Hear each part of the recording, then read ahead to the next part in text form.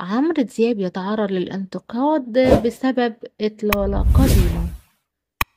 ازيكم عاملين ايه؟ يا رب تكونوا بخير. النهارده جيت لكم بخبر ترندي من موقع لها.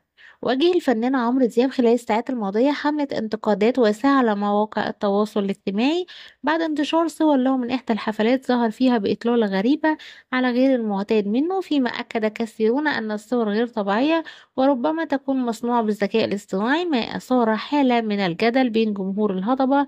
وظهر عمرو في الصور ببنطلون أبيض وفانيلا قط بيضة فوقها ما يشبه السديري بنفس اللون وحذاء رياضي، كما ظهر دياب في الصورة بشعر أصفر رغم ظهوره في آخر حفلاته بالجامعة الأمريكية حليق الرأس.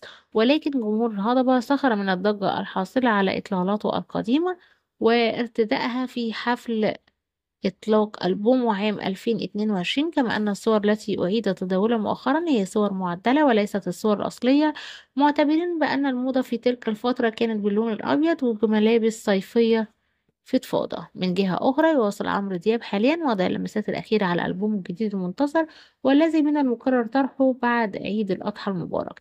ويتعاون الهضبة في الألبوم مع نخبة من أهم صناع الموسيقى في الوطن العربي، من بينهم أيمن بهجة قمر، تامر حسين، محمد يحيى، عادل حقي، وعزيز الشافعي، في عمل منوع يجمع بين الأغاني الرومانسية والدرامية.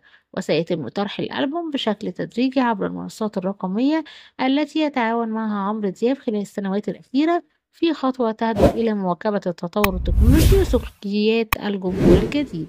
بكده يكون خلص الخبر ده، ولكن ما خلصتش أخبارنا على مدار اليوم.